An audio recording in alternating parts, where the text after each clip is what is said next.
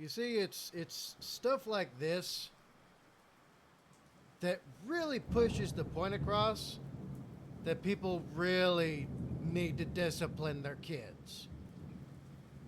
Or they could turn out like this. Let's go.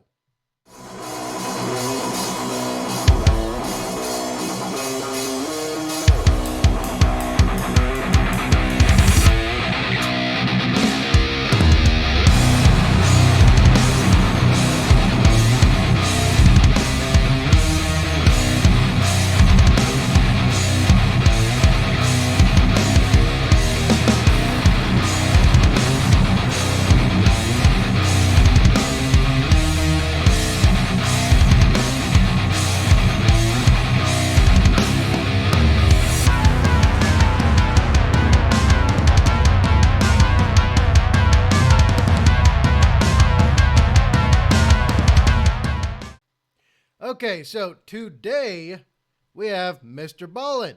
These spoiled rich kids kill for fun. Oh, great, great. Who could ever predict that someone who did not struggle or suffer or have harsh times themselves, more often than not, who have neglectful parents, terrible parents, super soft parents, weak soft parents, parents who spoil them, and tell them that, tell their children they could do no harm and no wrong. Yeah, that couldn't totally not at all go wrong, could it? Anyway, y'all ready? I'm ready. Let's jump in. Take it away, MrBallen.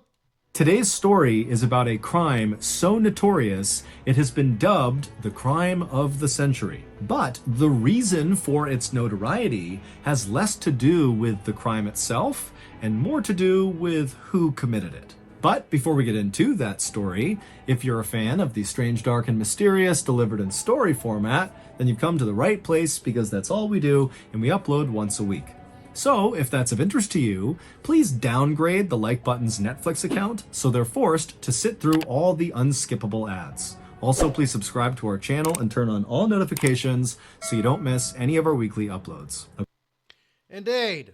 Like, share, comment, subscribe, notification bell, MrBallen. If you don't do that to my channel, at the very least, do it for him because he's pretty incredible and pretty awesome, and he's an incredible thing for a human. I'll say that because people don't seem to understand what human means anymore. Anyway, unfortunately, I have to skip MrBallen's intro, even though I love MrBallen's intro. But unfortunately, I have to skip it because YouTube, makes a pouty face. Because yeah, let's get it over with. I love his intro though. I love his intro. Do y'all like his intro as much as I do? Let me know. Love it.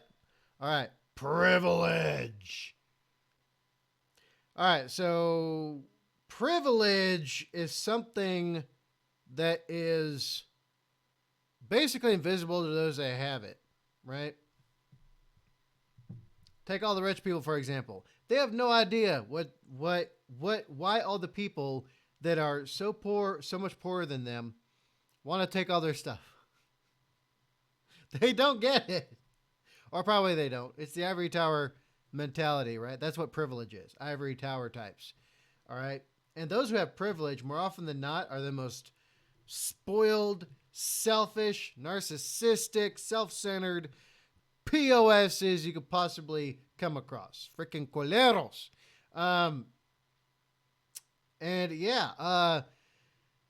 That's about it, And what's funny is that the incredible totality of everybody that's in the social justice movements, like all those numbered movements or whatever, every single one of them is privileged as hell. Prove me wrong. Let's go. I probably pissed off so many people with that one, but I don't care. Let's go.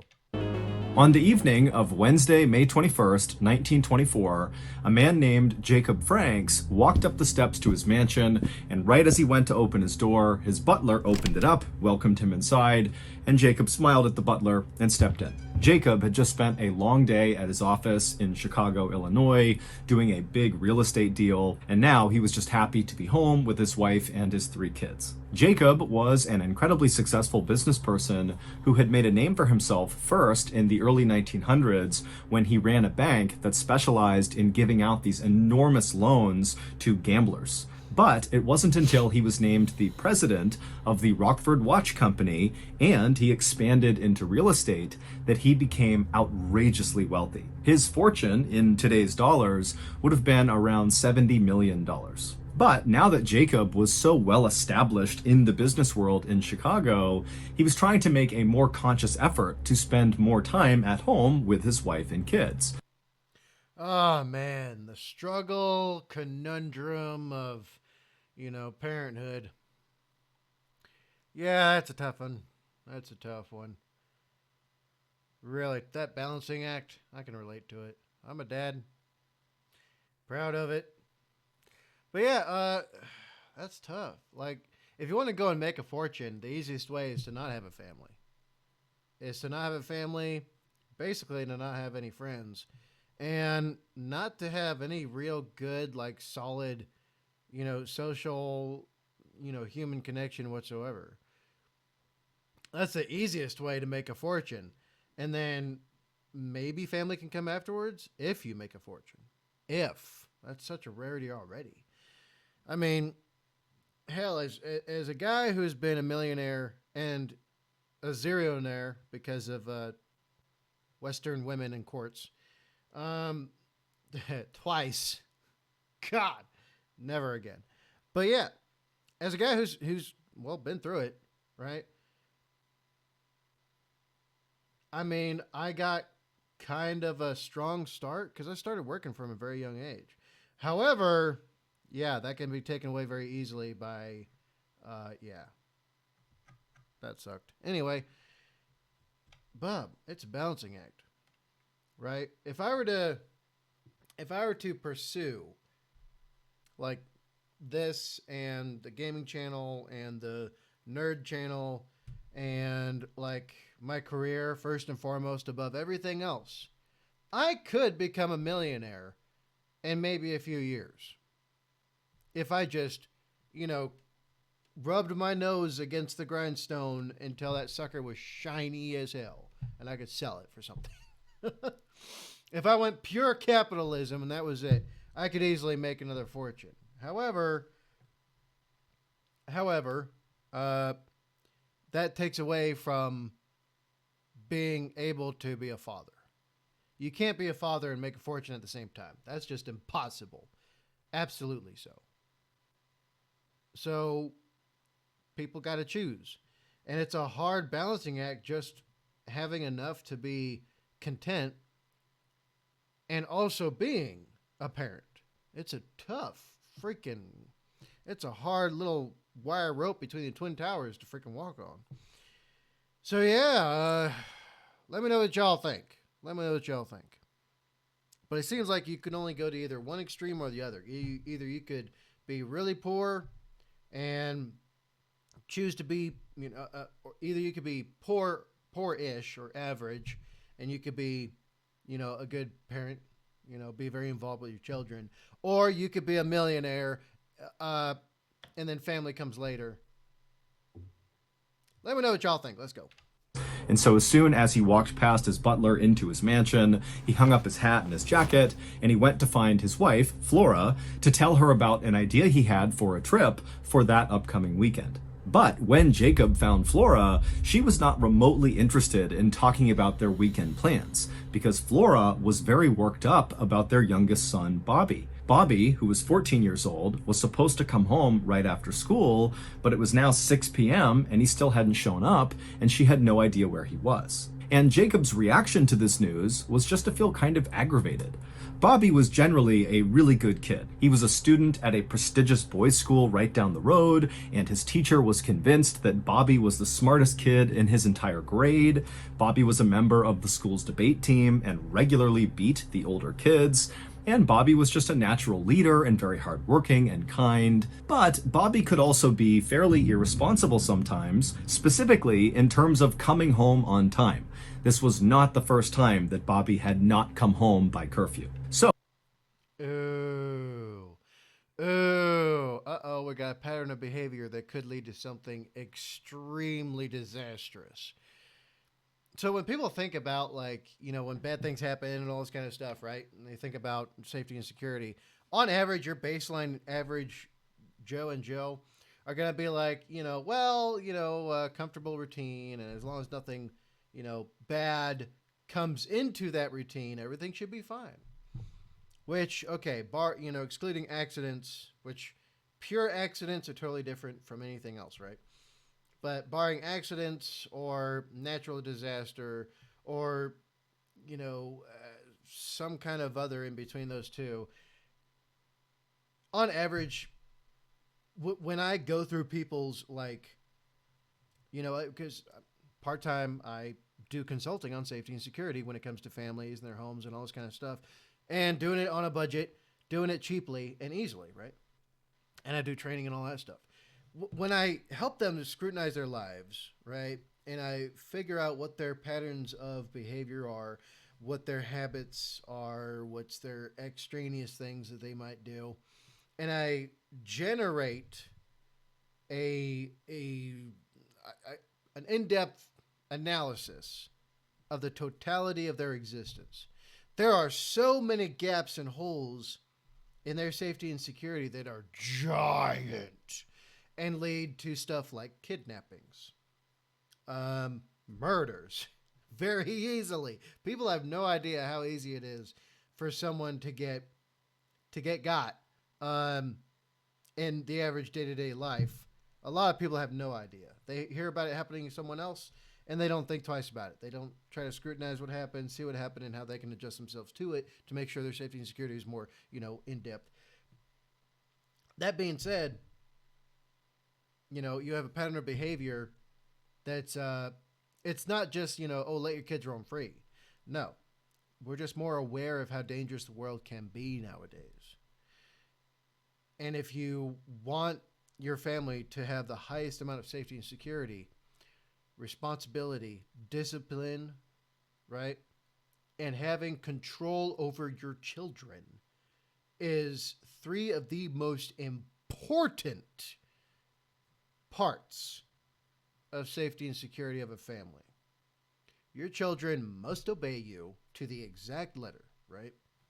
Because then that's the difference between your kid, running ahead of you into traffic, right? And you not having to try and physically grab them versus you saying to them, hey, we have to wait here, and they listen, right? There's a difference between those two.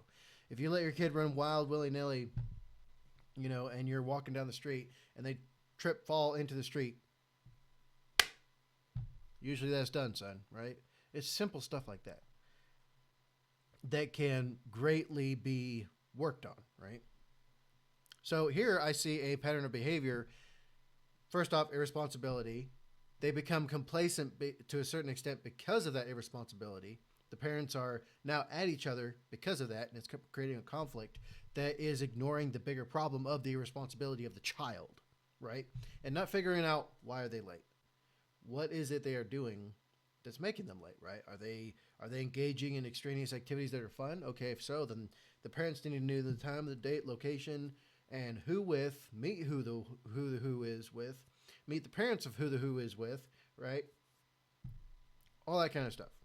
And they got to make sure that they commit this to memory. You really have to, knuckle down. Now, again, a lot of people are going to say something stupid like, oh, you're just hypervigilant, or, oh, you're just hyper-paranoid. No, I've just faced reality all my existence, and I understand it and accept it and work towards how to best proceed, essentially. But yeah, to make a long rant shorter, kid shows a pattern of behavior that's irresponsible, okay, that could lead to so many different horrific outcomes just from this one thing, right? So imagine the pattern of behavior is like a faucet. The more you open the faucet, the more water comes out, right? And if the faucet doesn't have any type of regulator on it, like a spout or a hose where you can direct the water or something like that, then the water just goes everywhere, doesn't it? It just sprays everywhere, right? It's unregulated, and anything and everything could happen from that one point, right? That's what these holes in the safety and security of the family can lead to. Basically everything. Any schmoozle. That's what I got. What do y'all think? What do y'all think? Y'all let me know in the comments down below. Let's go. So Jacob told Flora, don't worry about it. This is something Bobby does. He likely lost track of time. And as Jacob and Flora are having this discussion, Bobby's older brother came into the room and suggested to his dad, Jacob, that perhaps Bobby was across the street at Richard's house. Richard was Bobby's cousin, playing tennis on their private court. Richard and Bobby were quite close, even though they were 4 years apart. Richard was 18, Bobby was 14, but they really bonded over tennis. And so that was something they did all the time. And so Jacob said he would go across the street and see if Bobby was there. And he also told his wife, Flora, to just continue to call around town and see if anybody knew where Bobby might be. And so Jacob left his mansion and began walking across the street towards Richard's family's mansion to see if his son was there.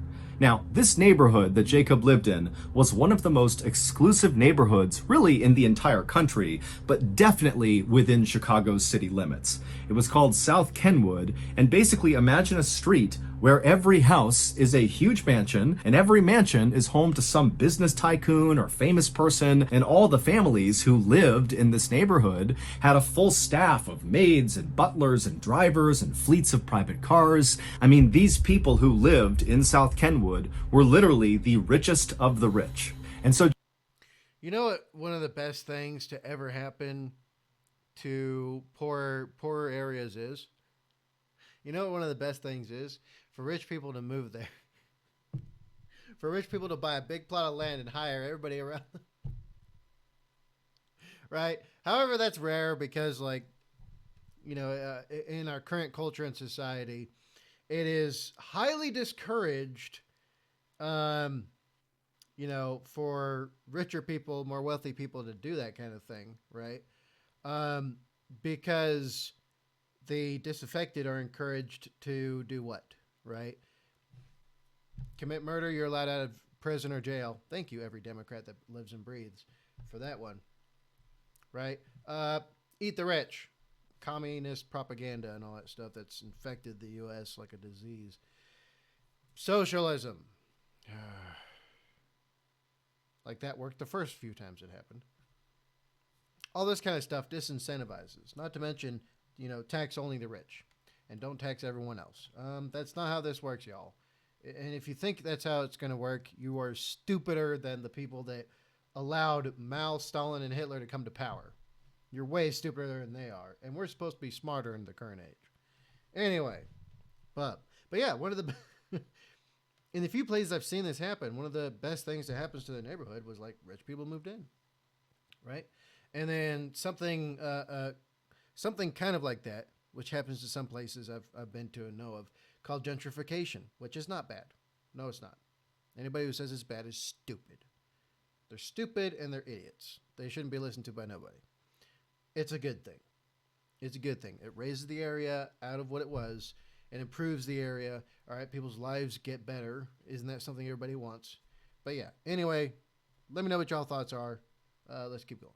Jacob, he gets across the street, he's standing in front of Richard's family's mansion, and he looks around the side and he can see the private tennis court where his son and Richard would always play, but it's totally vacant, and in fact, the house is just totally quiet. No one's home. When Jacob got back to his own home, he found his wife pacing around in the parlor looking really concerned, and so Jacob immediately asked her, what'd you learn? What's going on?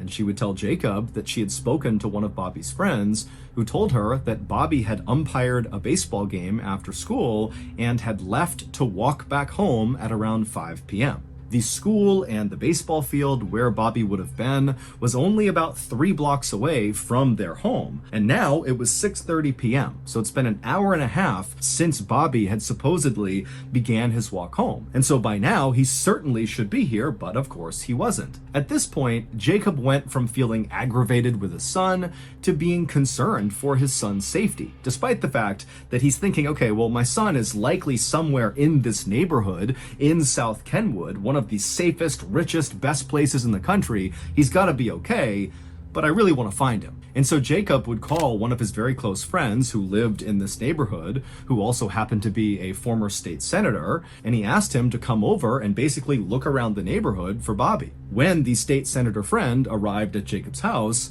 the two men left and began walking down the street lined with mansions, making their way towards the school where Bobby supposedly had been umpiring. And when they got there, they saw there was no baseball game happening, and the school was dark and closed for the night. But Jacob and his friend decided that, maybe it was possible that after umpiring this game, when Bobby had begun his walk home, maybe he had taken a detour into the school to get something, and then perhaps the doors got shut and locked on him.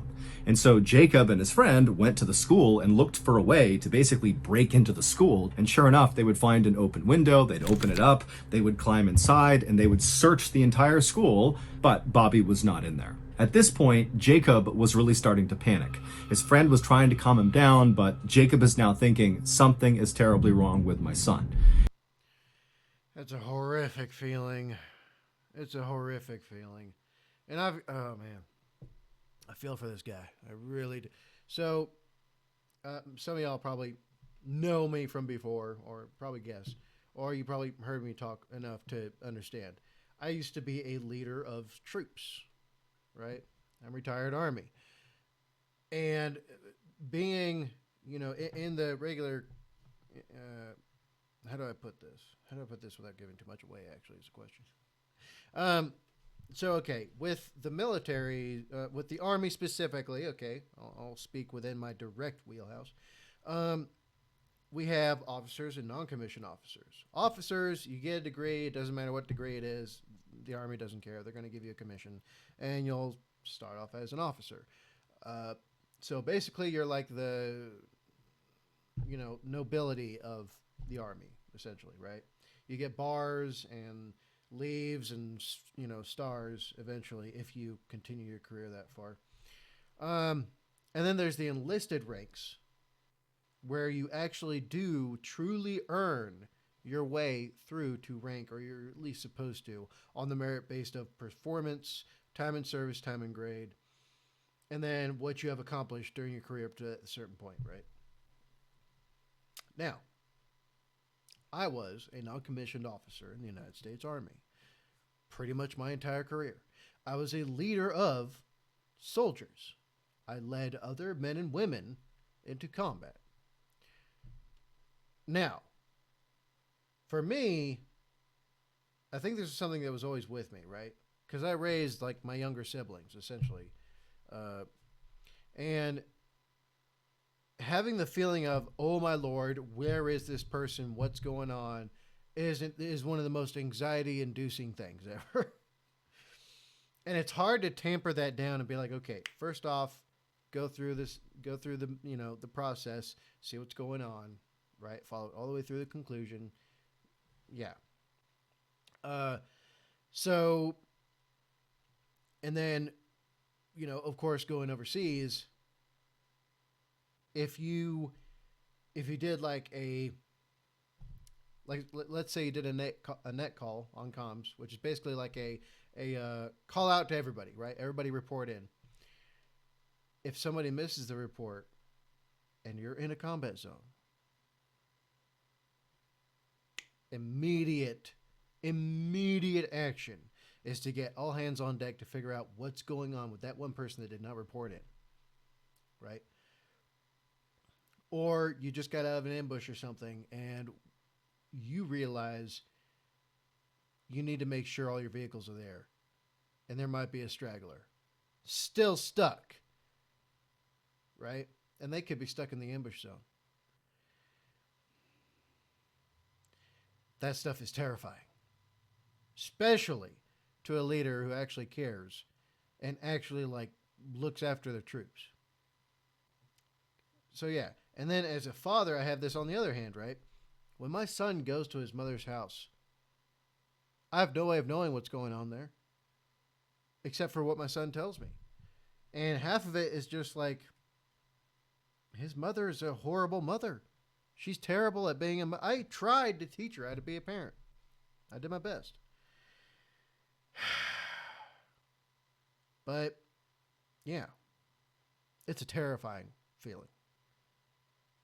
And there's, unfortunately for me, because I have no choice in the matter, unfortunately, he does have to see his mother for a certain amount of time. And every time he's over there, I am driven mad with anxiety. Absolutely mad because, like I said, she's a failure as a mother in every way, shape, and form. Man, I feel him. Like when my son is over at his mom's, it's almost like he's lost and I'm trying to find him. But I can't go try to find him because I'm not allowed to. Bub.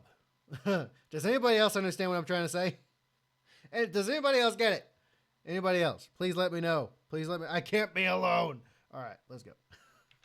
And so the two men actually ran from the school back to Jacob's house. And when they went inside, Jacob immediately called out to his wife to see if maybe she had located Bobby. But when he called Flora's name, there was no response. And so Jacob and his friend, they run inside and they make their way towards the parlor, which is where they had last seen Flora before they left. And when they walked in there, they found Flora lying on the ground, totally lifeless, with the phone off the hook right next to her hand. And so Jacob and the senator, they run over and they begin shaking Flora, and suddenly she wakes up with a gasp and she looks up at Jacob and just begins sobbing hysterically. And after Jacob finally calmed her down, she would tell him that after they had left to go to the school, she had received a phone call. And at first, she thought it was Bobby calling to check in. But when she answered it, it wasn't Bobby. It was a man's voice she didn't recognize who told her that Bobby had been kidnapped. He was safe for now, but if they went to police, something terrible would happen to him. This mystery man also told Flora that they would be in touch soon with more information, and then they hung up.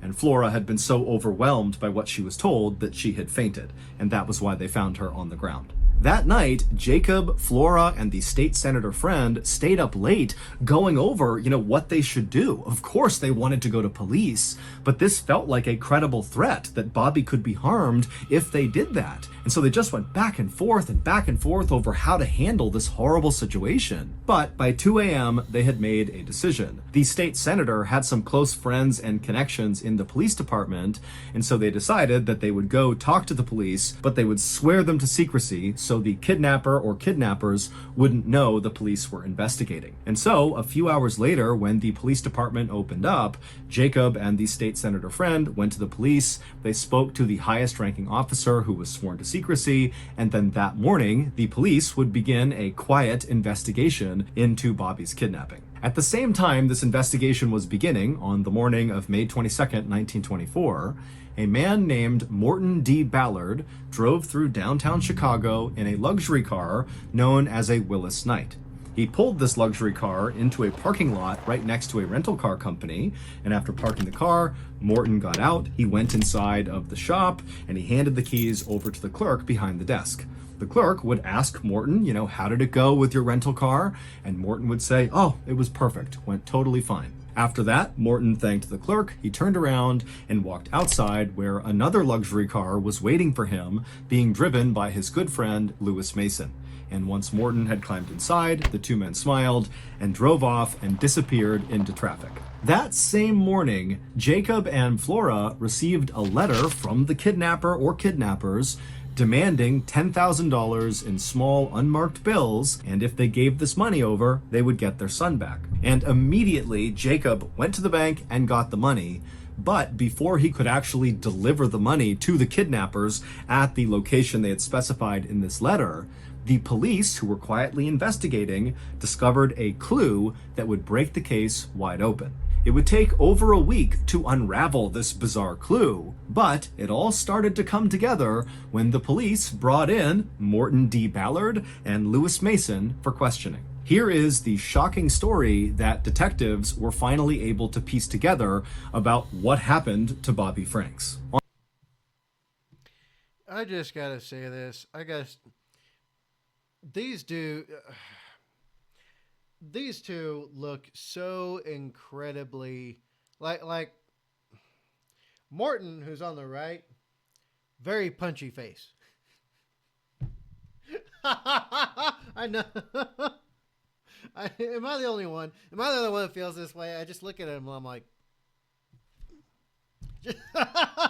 is that just me? I don't know why, but he just looks punchable. I don't know why. Is it like the smarmy look or something? What is it? And the other kid, he looks like an affable doofus, and it looks like it might be a persona of his. That might be how he is. I don't know. That's what it looks like. Oh, brother. Anyway, what do y'all think? What do y'all think? I don't know why, but looking at his face pisses me off. Let's go. Were finally able to piece together about what happened to Bobby Franks. On May 7th, 1924, so 2 weeks before Bobby went missing, Morton D. Ballard walked into a hotel in Chicago called the Morrison and rented room 1031. He would tell the front desk that he wanted them to hold his mail for him, and over the next couple of days, Morton would come in and he would get his mail from the front desk, but he didn't appear to ever actually go up to his room. Finally, a suspicious maid at the Morrison Hotel, who had been going into room 1031 every day to clean it, only to discover that Morton was not in there and the room was totally untouched and clean already, she went in one morning and saw Morton was not in there, and she would actually just open up one of Morton's suitcases that he had left inside. And instead of the suitcase containing clothes or toiletries, it just contained a bunch of random library books. As it happened, after this maid found this strange suitcase full of books, Morton stopped coming to the hotel. He stopped getting his mail, he did not claim his luggage, and he didn't pay the bill. He just kind of vanished. On May 9th, so just a couple of days after Morton first booked that room at the Morrison Hotel, Morton also opened a bank account in Chicago. He also made his first appearance at that car rental company where he asked for the Willis Knight car.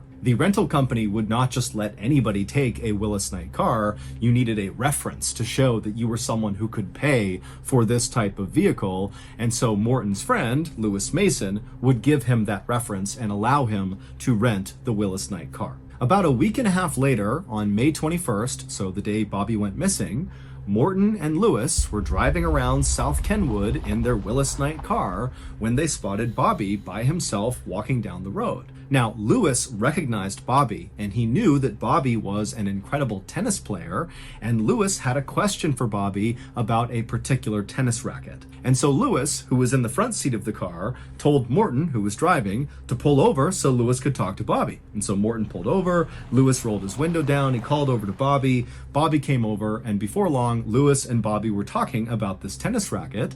And then when that conversation naturally wrapped up, Lewis offered Bobby a ride the rest of the way home, because that was where Bobby was walking to when they stopped him. And so Lewis climbed into the back seat, Morton stayed in the driver's seat, and Bobby climbed inside and sat in the front seat. And then once those two were situated, Morton pulled away from the curb and began driving towards Bobby's house. And as they were driving to Bobby's house, Bobby just kind of continued talking about this tennis racket because that was the thing they were talking about. And as he was mid-sentence, Lewis from the back seat reached into his pocket, pulled out a chisel, and then lunged forward and began smashing Bobby in the back of the head over and over again with this chisel. And as Bobby is screaming in pain and trying to protect himself, Lewis lunges forward, grabs Bobby, drags him into the back seat, and then holds him down, pulls a rag out of his pocket, and jams it into Bobby's throat. And then he closes Bobby's mouth and holds it shut until Bobby goes still. After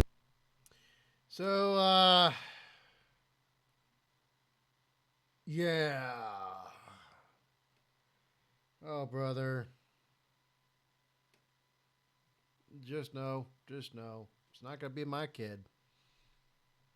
Not going to be my kid. At least while he's with me. I can't control what's going on in his mom's house. Unfortunately, thank you, Democrats. But yeah, Bub.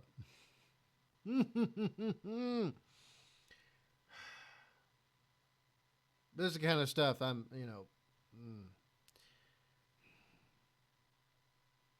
and this stuff still happens today, just so people know. This isn't some isolated incident from the past. It happens all the time, every day, all day. Don't believe me. Look it up. But yeah, safety and security, y'all. Safety and security. My son will not, okay, at any point in time, yes, I'm going to train him, right? And I'm already working on training him. Yes, I'm going to make sure that he is very, very aware, right? And that his situational awareness is at least on par with mine. And also, I'm going to teach him the grave importance of being able to extricate yourself from almost any situation, and also just avoid people in general. If you don't know them, stay away from them. Just the facts of life. You want to be safe? That's the best way to do it. Now, can he make friends with other kids from school? Sure. But never hang out with other kids in certain circumstances alone, especially. Always be in groups. And if there's not going to be other kids there, just say, sorry, man, can't be there. Sorry, girl, can't be anywhere near you, actually, because I can have nothing to do with girls. In the West, at least. My boy he's not going to date any Western females ever, at all. Never. Okay. His dad learned that lesson for him. Unfortunately. But fortunately for him, right? He's gonna do the same thing I'm currently working into. But yeah, y'all, this stuff is what do y'all think? Y'all let me know in the comments down below. Let's go. After that, Lewis kind of grimaced at all of Bobby's blood all over him, and he kind of pushed Bobby down onto the floorboards below, and then Lewis calmly climbed back into the front seat and sat down, and meanwhile, Morton has not remotely reacted to what's just happened. This is just business as usual. Morton and Lewis did not go to Bobby's house, but instead drove towards Indiana. And on their drive to Indiana, they would stop at a roadside restaurant and eat hot dogs and root beers with their car parked right near this restaurant, with Bobby's body just totally exposed, laying out on the floorboards of the back seat. Morton and Lewis would eventually get into Indiana, and they would head to this particular forest that Morton was familiar with because he was a bird watcher and often came out here. And when they got to this forest, they parked in this clearing, they got out, they checked on Bobby and confirmed that he was dead. So they pulled him out, they stripped all of his clothes off of him, they rolled him up in a rug, and then they dragged him over to this drainage pipe that sat underneath some railroad tracks in this swampy area, and they jammed him inside of it. And then they got back in their car, they drove back to Chicago, at which point Morton called Bobby's mother, Flora, and informed her that her son was kidnapped but alive, even though he wasn't, and don't call the police, we'll be in touch soon. That night, Morton and Lewis would burn all of the clothes they had stripped off of Bobby. They would also clean the interior of their Willis Knight rental car, and then they would play a game of cards together before going to bed. For anyone who can't understand, physical cues and social interaction in general, I am shaking my head like this because I'm like, oh no. Not because I have any problem with MrBallen, you idiots. I hope those people comment too. I hope they do, and thare like, why are you shit? Whatever. I like to poke fun though. I don't know if anyone noticed yet.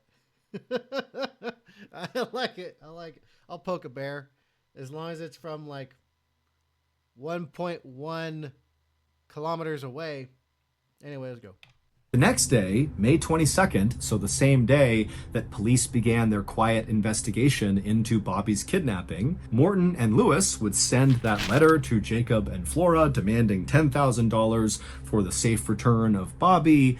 But unfortunately, before Lewis and Morton could claim their ransom money, Bobby's body was discovered. In fact, that day he was discovered. A walker was cutting through the woods in Indiana and saw Bobby in the pipe. And so when Morton and Lewis realized that, the jig is up, the family's never going to pay for their son because he's dead, they just returned their Willis Knight rental car and went back to their normal lives as if nothing had ever happened. But unbeknownst to him, Morton had accidentally dropped his eyeglasses right next to Bobby's body when they dumped him in the woods in Indiana. And Morton's eyeglasses were very unique. In fact, there was only one store in the world that sold this particular kind of eyeglasses. And so when detectives got the call about Bobby's body being found, they would also find these glasses. And that was the big clue, because these glasses led detectives to the store where they were sold, and the owner of the store was able to say that, yep, those particular glasses were sold to Morton. And when detectives went to Morton, Morton immediately pointed the finger at Lewis, saying that Morton didn't do anything to Bobby, Lewis did. But about a week later, on May 31st, both Morton and Lewis would confess to police that they murdered Bobby. But far more shocking than what Morton and Lewis had done was who they were, because Morton and Lewis were not their real names. The two men who killed Bobby Franks were rich kids just like Bobby who lived in South Kenwood. They created two fake names, Morton D. Ballard and Lewis Mason, and then they booked room 1031 at the Morrison Hotel. Now, they had no intention of actually staying at this hotel, and so they just left that suitcase full of books inside of the room to make it appear like they were staying there. But in reality, the only reason they booked that room is they needed a physical mailing address that was connected to their fake personas. And so after booking this room, they began sending mail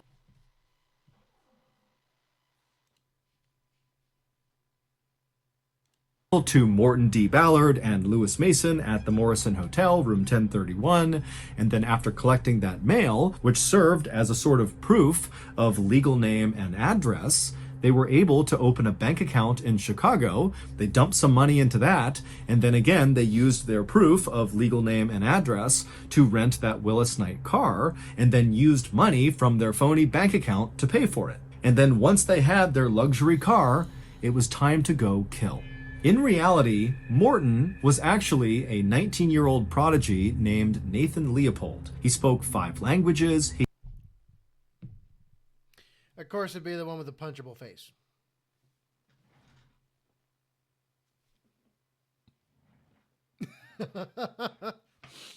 Of course it would. Let's continue. He had already graduated from college, and he was a nationally respected ornithologist, which is someone who studies birds. Nathan's IQ was so high, it literally couldn't be measured. His father was the president of a very successful steamship company, and Nathan was planning to attend Harvard University in the fall to get yet another college degree. And Lewis was actually 18-year-old Richard Loeb, who was Bobby's cousin and one of his best friends.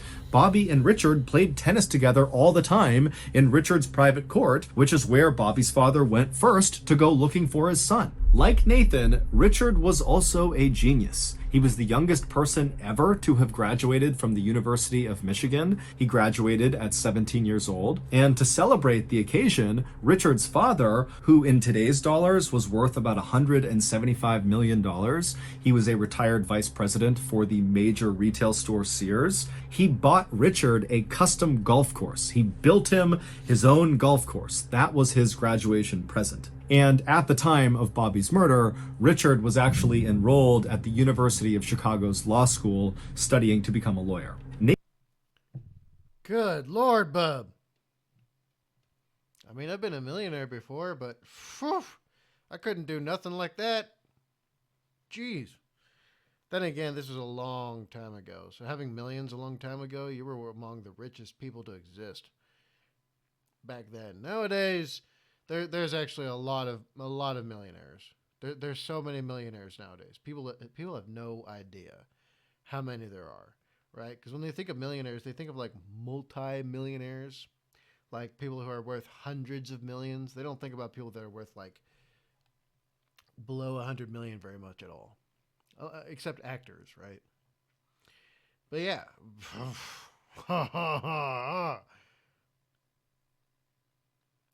Yeah. See, I'm definitely, look, when I do eventually like earn back a huge proportion, right, of where I used to be, then of course there's going to be like, there's already a bunch of stuff set aside for my son already, right? I've already set up so much stuff for him, right? Uh, However, when I do earn all the other stuff back, right, just because I'm rich doesn't mean he is. Absolutely not. All right. He's going to have to struggle, suffer, go through the same stuff I had to go through. He's going to have to work for everything he wants. Heck, he could work for me, but if he doesn't do good work, right, it's going to be all merit based stuff. He's going to have to earn his way through life just like I did. Now, am I going to train him, give him the tools and knowledge and stuff that he needs to succeed? Of course. But I'm not just going to hand him everything and call it good. That's not the way to make a functioning, human whatsoever. Not at all. Let's go. Nathan and Richard would very proudly tell investigators that they didn't kill Bobby to get money out of his parents. Nathan and Richard were fabulously wealthy. The money meant nothing. Instead, they had come up with this scheme and killed Bobby because of their belief in the philosopher Nietzsche's concept of supermen. Men whose superiority allows them to rise above all ordinary rules, ethics, and laws.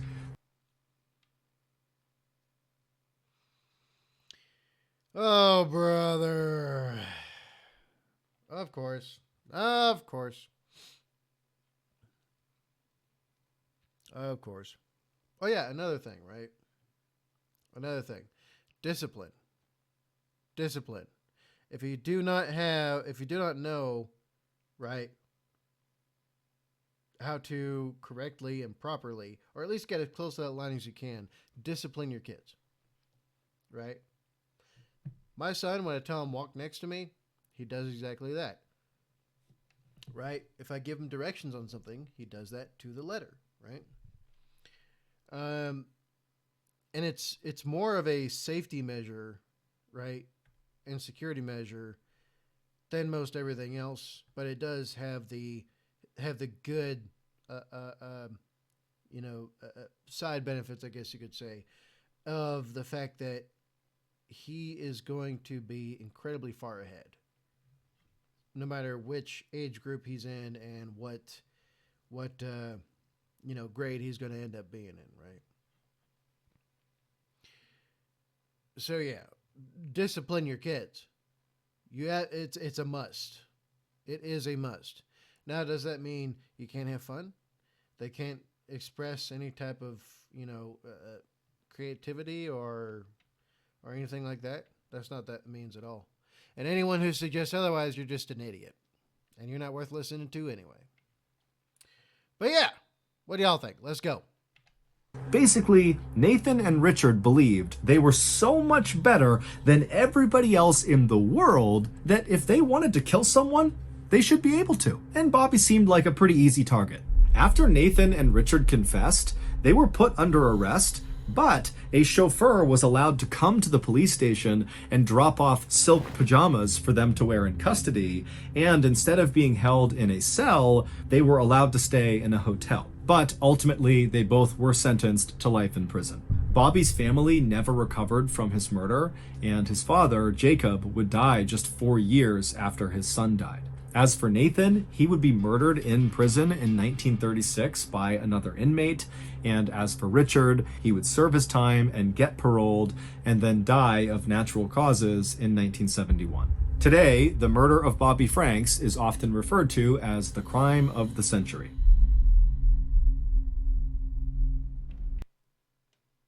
Bub. They should have both been. Quite honestly, both of them should have been sat down for eternity, if you know what I mean. See, stuff like it's. Anyway, what do y'all think? I'm gonna stop ranting. This video is long enough as it is. Actually, it's too long. Almost nobody's gonna watch it anyway. Who cares? There we go, folks. There we go. These spoiled rich kids kill for fun. All right, Nathan and Richard. May you both rot in hell for eternity, please. If there's any justice in whatever is after this existence. What do y'all think? What do y'all think? Y'all let me know in the comments down below. But yeah, seriously, I mean, look, y'all.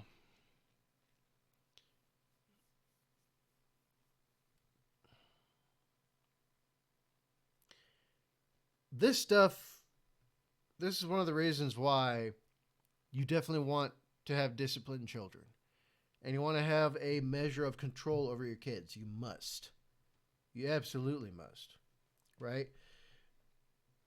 Not only were these two brothers predators, right? And spoiled rich kid predators, of course they would be. Right, who are probably given full leeway their entire lives versus Bobby, who sounded like a good kid, even though his parents were pretty well off. He sounded like a good kid, and he sounded like an exuberant, outgoing kid who probably had a bright future ahead of him that was taken away. But part of the problem, part of what led to this happening was that Bobby was given too much leeway when it came to irresponsible behavior.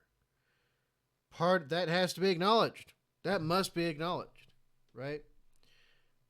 Okay, why were you walking down an alleyway? Right? If you know it's dangerous and you know it's bad, right? Why are you going down that way? Now, people, of course, are going to say something like, well, he's from a rich neighborhood and they didn't think rich people did that to each other. They thought it was a poor people thing, whatever. All right. However, the same exact acknowledgement must be applied. It was partly Bobby's irresponsible behavior that was allowed to continue and to occur and to happen, right? And the negligence of his parents that led to Bobby being easy pickings for these two predators and then leading to his death at their hands. Nobody can refute that. It is irrefutable. But what do y'all think? Y'all let me know in the comments down below. All right. You know what time it is.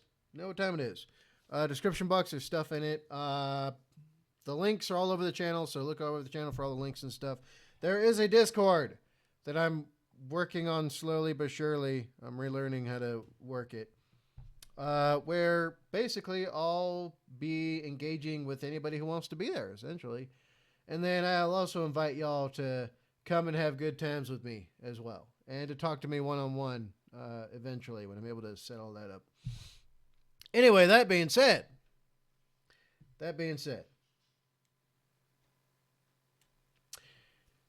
be good. Be safe. Make good life for yourselves. Discipline your kids. Make sure you have a measure of self-control control over your children to ensure their safety and security. And then you can make a good life for yourselves. I'm Badger Actual. I'll see y'all later.